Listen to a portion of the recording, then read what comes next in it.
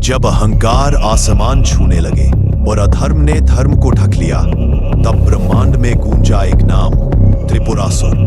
3 नगरों का स्वामी, जिसने स्वर्ग, पृथ्वी और पाताल तीनों लोकों में भय फैला दिया। उसका साम्राज्य था त्रिपुरा, जहां अहंकार और अत्याचार का राज्य था। देवता असहाय हो गए। विष्णु, ब्रह्मा सबने मिलकर सोचा, इस अजेय दैत्य को कौन पराजित कर सकता है।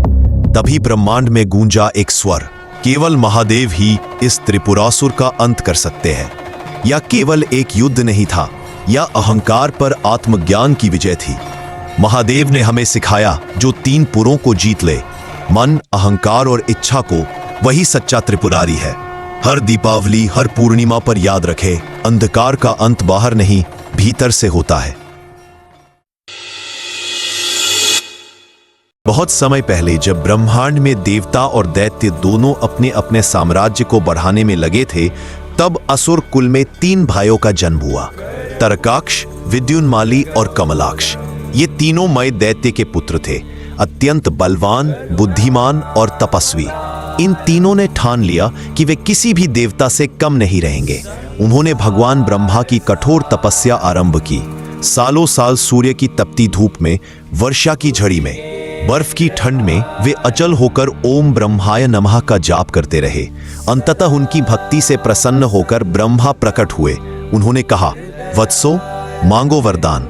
तीनों ने कहा, हे ब्रह्मदेव, हमें ऐसा वरदान दीजिए कि हमें कोई भी देवता, असुर या मानव न मार सके। ब्रह्मा मुस्कुराए, अमरत्व किसी को नहीं दिया जा सकता, पर मैं तुम्हें यह वरदान देता हूं, जब तक तुम्हारे तीनों नगर एक साथ नष्ट न हो, तब तक कोई तुम्हें मार नहीं सकेगा। तीनों भाइयों ने यह वर पाकर मय दैत्य की सहायता से 3 अद्भुत उड़ने वाले नगरों का निर्माण किया। एक स्वर्ण का नगर स्वर्गलोक में, एक रजत चांदी का नगर पृथ्वीलोक में और एक लोहे का नगर। समय बीता, त्रिपुरासुर की शक्ति बढ़ती गई, अहंकार आसमान छूने लगा। देवताओं के राज्य पर आक्रमण होने लगे। इंद्र, वरुण, अग्नि सब भयभीत हो उठे। सारा ब्रह्मांड असंतुलित हो गया। देवताओं ने मिलकर भगवान विष्णु और ब्रह्मा से निवेदन किया, हे प्रभु, अब केवल शिव ही इस विनाश को रोक सकते हैं।